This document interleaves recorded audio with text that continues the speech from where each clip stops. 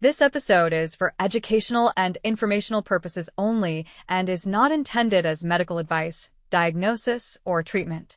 Always consult with a qualified healthcare professional before starting any new supplement, peptide, or bioregulator protocol. Today we are diving into one of the most fascinating and rapidly growing areas in the world of longevity, cellular repair, and performance optimization, and that is bioregulators. If you have been hearing that word more and more and wondering what they actually are, how they work, and why people are so interested in them, this is going to break it down in a way that actually makes sense. So, let's start simple. Bioregulators are short chains of amino acids, kind of like peptides, but with a very specific job. Their role is not just to signal something like many peptides do, but to help regulate gene expression inside your cells. That is the key difference. They don't just tell your body to do something temporarily. They help your body remember how to do something properly again. Think of your body like a massive orchestra. When you are young, everything is in tune. Every instrument is playing exactly how it should. As you age, things start to get a little off. Some instruments play too loud, some too quiet, and some stop playing altogether. Bioregulators are like a conductor stepping back in and reminding each section how to play correctly. Now here is where it gets really interesting. These compounds were originally studied extensively in Russia, particularly through research focused on aging, longevity, and restoring function in specific organs. Scientists there are trying to answer a simple but powerful question. Can we slow down aging not just cosmetically, but at the cellular level? What they found is that certain short peptides, typically 2 to 4 amino acids long, can actually interact with DNA and influence how genes are expressed. That means instead of forcing the body to do something, they gently guide it back to its natural, optimal function. Let's talk about how that works in real terms. Inside every cell, you have DNA that holds the instructions for everything your body does. Over time, those instructions can become less efficient. Some genes stop expressing properly. Some become overactive. This imbalance is a big part of what we call aging. Bioregulators appear to bind to specific areas of DNA and help normalize that expression. So instead of pushing your body in one direction, they help restore balance. That is why they are often described as adaptogenic at the cellular level. Now, not all bioregulators are the same. They are typically categorized based on the organ or system they target. For example, there are bioregulators for the brain, for the liver, for the immune system, for the cardiovascular system, and even for the eyes. Let's go through a few examples so you can really understand what this looks like. One well-known brain bioregulator is called cortexin. It is often associated with supporting cognitive function, memory, and overall brain health. People interested in focus, clarity, and neuroprotection tend to look into this one. Then you have something like epidolon, which is probably one of the most talked about bioregulators in the longevity space. It is associated with the pineal gland and has been studied for its potential role in regulating melatonin, improving sleep cycles, and even influencing telomerase activity, which is directly tied to aging at the cellular level. There are also bioregulators like thymallin, which target the thymus and are associated with immune system support. As we age, our immune function naturally declines, and compounds like this are being explored for their ability to help restore that balance. Another category includes liver bioregulators, like hepatogen, which are aimed at supporting liver function and detoxification processes. Considering how much stress modern lifestyles put on the liver, this is an area a lot of people are paying attention to. So you can start to see the pattern. Each bioregulator is designed to support a specific system by helping restore its natural function. Now, one question that comes up a lot is how these differ from traditional peptides. The easiest way to think about it is this. Peptides are often like instructions. They tell your body to produce more of something, release something, or activate a certain pathway. Bioregulators, on the other hand, are more like reminders. They help your body remember how to regulate itself properly. That difference matters, especially when you start thinking about long-term use and sustainability.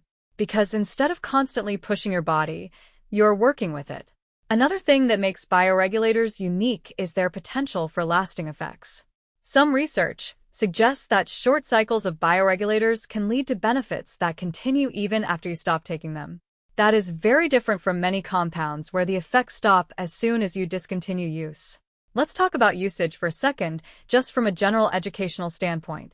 Bioregulators are often used in cycles rather than continuously. The idea is to give the body a period of guidance, then allow it to maintain that improved function on its own. These cycles can vary depending on the compound and the goal, but they are typically shorter than what you might expect with other supplements or peptides. Now let's shift into why people are so interested in these right now. The biggest driver is the growing focus on longevity and health span. Not just living longer, but living better for longer. People are starting to realize that aging is not just about wrinkles or energy levels. It is about cellular function, organ health, and the ability of your body to maintain balance over time.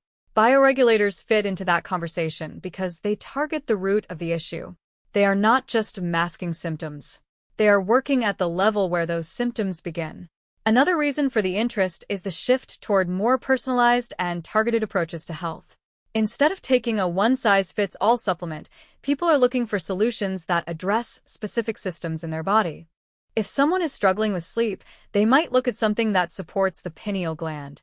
If someone is focused on immune health, they might look at thymus-related compounds. It becomes much more tailored. Now, it is important to understand that while the research is promising, this is still an evolving field. A lot of the foundational studies come from Russian research, and while there is growing interest globally, there is still more to learn. That means it is important to approach this space with curiosity, but also with caution and respect for the science. Let's talk about expectations because this is where people can sometimes get it wrong. Bioregulators are not magic. They are not going to instantly transform everything overnight. What they're designed to do is support your body's natural processes over time. Think of it like tuning that orchestra we talked about earlier.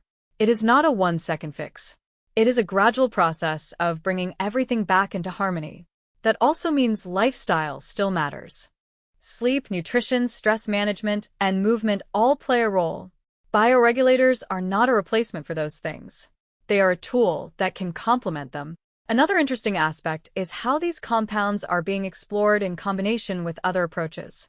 For example, some people are interested in how bioregulators might work alongside peptides, or alongside things like NAD support, or even advanced therapies like stem cells. The idea is not to stack everything randomly, but to create a strategy that supports the body from multiple angles. Now, let's touch on safety because that is always an important part of the conversation. Bioregulators are generally considered to have a favorable safety profile in the context they have been studied, especially because they are made up of very short amino acid chains that the body is already familiar with. However, that does not mean they are risk-free or appropriate for everyone. This is where working with someone knowledgeable becomes important. Quality is also a big factor. Because this is a growing space, not all sources are created equal. Purity, manufacturing standards, and proper handling all matter. So if this is something you are exploring, those are things to keep in mind. Let's bring this back to the bigger picture. What makes bioregulators so compelling is that they represent a shift in how we think about health and aging. Instead of constantly reacting to problems after they show up, the focus is shifting toward maintaining balance and function before things break down. It is a more proactive approach, a more intelligent approach. And for a lot of people, that is incredibly appealing. Imagine being able to support your brain, your immune system, your sleep, your metabolism, not by forcing them, but by helping them function the way they were designed to in the first place. That is the promise of bioregulators. Now, as with anything in this space, it is important to stay grounded. Stay informed. Stay curious. The goal is not to chase every new thing that comes out, but to understand what you are using and why. Because at the end of the day, the most powerful thing you can do for your health is to become educated about it. This episode is for educational and informational purposes only and is not intended as medical advice, diagnosis, or treatment. Always consult with a qualified healthcare professional before starting any new supplement, peptide, or bioregulator protocol. Thanks for listening, keep learning, and stay curious.